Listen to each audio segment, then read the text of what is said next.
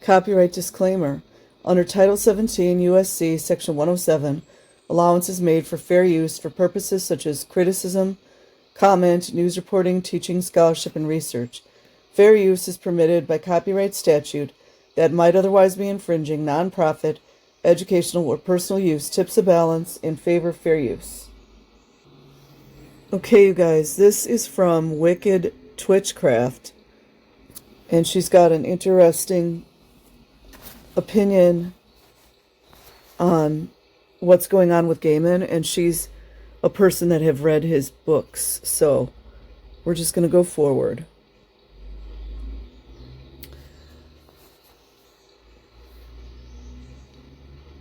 Contains a frank discussion of sex that may not be appropriate for all viewers. Discussion about Twitchcraft, a crazy Twitchcraft.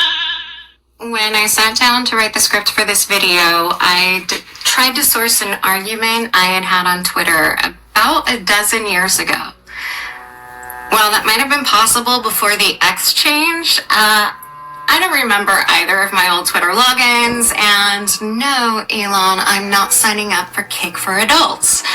We're gonna have to rely on my memory, which isn't always a bad thing, but I would have preferred to have the actual text in front of me. The conversation, argument, exchange was with author Neil Gaiman, and it concerned the case of a longtime friend and I believe fellow Scientologist of his who was being prosecuted for a drunk driving incident which led to unaliving of at least one person. Yes, we speak TikTok here. I wonder what the name of that person was. Gaiman shared a news source about the situation along with his opinion about his friend's punishment, which he felt was excessive. I guess to a Scientologist, going to prison on a prison planet must be really bad and even worse for them than it is for the rest of us who don't believe that Earth is a prison planet for aliens.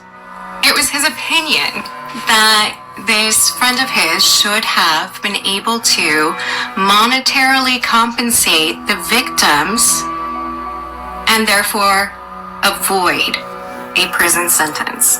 Neil Gaiman proudly stated that he believed rich people should be able to use their money and influence to legally get away with murder. By the time Scientology would know about that, wouldn't it? That this particular exchange incident on social media occurred, I had already been what I would refer to as a reluctant fan for quite a few years, and my reluctance came from Neil Gaiman's association with Scientology. His work was like a bad habit. I didn't want to indulge it because no matter how much I enjoyed his narratives, any profit he made from my purchase of his work went to Scientology through alimony or child support. Instead of being an outright fan of his work, I became more of a critical observer and interested party, if not particular fan in the extreme modern sense. His monetary support of Scientology, which as of now includes another Scientologist ex-wife, hey Amanda, meant that I couldn't trust that he was a good person. The blatant "the rich deserve privilege in the legal system" argument was an excellent reminder to me that while his stories seem to have what I would consider a morally balanced perspective, the author himself was not a paragon of virtue. Scientologists literally can't be. An important note to make here is my status as a former Scientology watcher. I was able to give up that special interest when the authoritarian threat of Scientology was eclipsed by the authoritarian threat of Donald Trump, which I had really hoped that we would leave behind after 2021. In fact, one of the last social media situations I remember knowing about Scientology and Scientology protests were about Neil Gaiman and ex-wife Amanda Palmer fighting with trolls about Scientology. It wasn't much of a fight. But props for Smurf tits. Neil Gaiman was raised in Scientology. Scientology teachings promote... Okay, guys, I know this is a little long, But for one, I'm not really familiar with Gaiman's books, and she seems very informed on a lot of the things that he has done, said, as far as maybe his ethical, his ethics. And also I like that she knows about Scientology. So I'm going to let it keep going until I find something I want to comment on. If you guys don't like the way I'm doing this, you can just, watch it by yourself. I'm going to put the link in the description box. Narcissistic, self-interested behavior without regard to the considerations of friends, family, or social morality. Yes, I've read Dianetics and a whole lot of other Hubbardhian nonsense. It always seemed a contradiction to me that someone who, at the time, was lauded for inclusivity and understanding of marginalized communities had been raised in such a system, married someone also raised in the system, and has several adult children who are also raised in Scientology. The Scientology ethos includes the view that all non-cis heteronormative persons are degraded beings who aren't worthy of life, much less anyone's time or care. It was odd that this author had characters who are obviously sexually dynamic in ways Scientology would teach are immoral and unhealthy. A few days ago, when my TikTok FYP first led me to a Neil Gaiman is a Predator video, I snorted with derision. People actually do that in real life, I know, because I did it. Of course he's a predator. Of course he is. He's a popular bohemian personality with hugely successful IPs. I just want to... Oh, I'm not able to zoom. Just look at his demeanor. In my opinion and experience, there is no way that Neil Gaiman, a boomer Scientologist, was not guilty of inappropriate, immoral, and or predatory behavior. He was raised in a system of ethics that promotes self-aggrandization and the righteousness of the wealthy. Yes, he wrote a transgender character back when the general public was still unclear as to the differences between cross-dressers and transsexuals, but that character was brutally sacrificed to the narrative, dead-named, and a righteous blonde American woman literally modeled on a Barbie doll got the moral high ground by writing the character's chosen name over their dead name on their tombstone in lipstick. Oops. Spoilers! On Wednesday, July 3rd, 2024, media outlet The Tortoise published a written article as a companion to a 4-part podcast series on the allegations against author Neil Gaiman. The allegations, made by a young New Zealand resident former nanny to the author's youngest child and an American fan of my own generation. You guys, there's the nanny again. How many times have we heard about the nannies that are used in Scientology, more specifically known as minors, and are essayed, and often it becomes continual sexual abuse.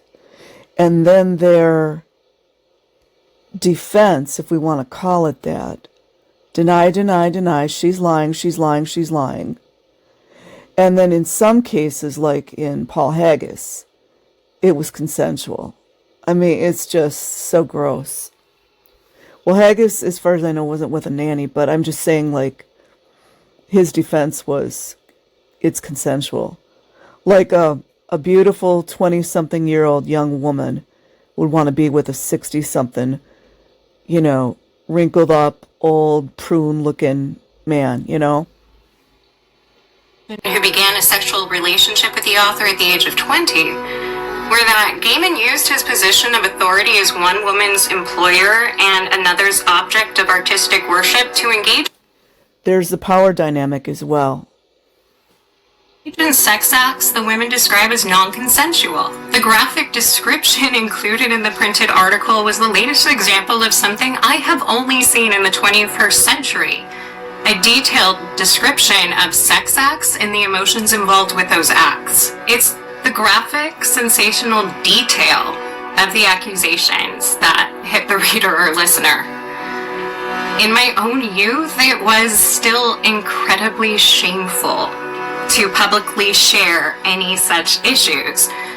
Women believed, and let's face it, rightly so, that a detailed account of their abuse would only provide further abuse from a misogynist society. Even now, male victims of sexual abuse are still fighting this stigma, and I hope for them that society is able to progress enough for their stories to also be heard and accepted. The fact that Neil Gaiman is no longer a resident of New Zealand seems to be the biggest stumbling block in the case. She really is bringing up some really good points.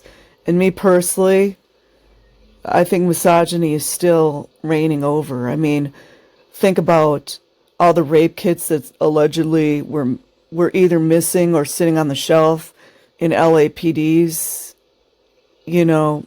vicinity. Not just LA. There are a lot other throughout the United States. What does that tell you? Not to mention all the police officers that have been accused of, or it's under the radar that they never get caught because they want their retirement. They're allowed to R women, So, anyways. Case of his abuse of his child's nanny. A nanny, just like Robin Williams. There we go, the child nanny. But that was okay because they ended up getting married and having babies together, so everything was fine. Off the top of my head, I can name 3 or 4. I don't know what happened with Robin Williams, but child marriage comes to mind here too. It's another form of trafficking and enslaving young girls. Other male celebrities rumored to have had inappropriate relationships with one or more of their child's caretakers. Something absolutely mind-boggling that might be explained by his Scientologist upbringing is Gaiman's assertion that the now 23-year-old Kiwi woman has false memories about their... Oh my goodness, who was talking about false memories yesterday? Moi. They use it with the child sexual abuse all the time. And in narcissistic terms, that would be gaslighting. Their interactions. That's Scientology. Dianetics states that women commonly have false memories of sexual assault because of misremembered trauma experienced during their own gestation, trauma suffering at the hands of their father penetrating their mother during the pregnancy. The trauma is the sex act itself. Harvard wrote that many insane women complaining of rape were merely misinterpreting these prenatal memories. L. Ron Hubbard's focus on alleviating male guilt about the sexual abuse of women became the main tenet of his modern way of living, later turned for-profit religion. It shouldn't need to be stated, but the original news source states that the idea of false memories isn't evidenced in any experience or medical history of the woman herself and comes solely from Mr. Gaiman. The second woman accusing Gaiman of sexual abuse is an American close to my own age, and it's very easy for me to see how her situationship with the author occurred. I would have done the same thing, though probably not with this particular individual for reasons previously stated. It's not that you even find the person attractive. It doesn't matter. When someone has produced art that has left you so spiritually elevated that you repeatedly return to it for solace in an uncaring world, it makes me think of Danny Elfman and how since my toddler years, his music, cinematic or ska, has provided a comforting and hauntingly beautiful soundtrack to my life. I might have been attracted to him at some point, but in general I simply adored his music. If it was 2003, I'd be a fresh-faced 21-year-old stan. And you bet your butt cheeks, and despite my happiness for him bagging Bridget Fonda, I might have said yes to almost anything he might ask of me. It's that complicated emotional dance between admiration, respect, and attraction. One of the most fortunate aspects of my life is circumstantial avoidance of any such dynamic occurring. Social anxiety is an excellent tool that has prevented me from doing the really stupid shit. Oh, and before you type up all of the horrible things Danny Elfman has probably been accused of, I do not expect the man to have been or ever be a good guy. It might be a generational thing. I'm a millennial, and both of these men I am referring to are boomers. And something that I really admire about Gen Z and the still being born Gen Alpha is their general refusal to tolerate abuse of any kind from anyone, and their personal empowerment over such situations. Sexual dynamics in any relationship are going to be complicated, and heterosexual relationships seem to be the most complex due to unspoken is a modern concept. Okay, guys. So, interesting, is it not? And I will put the link in the description box. Like and subscribe if you choose. Peace.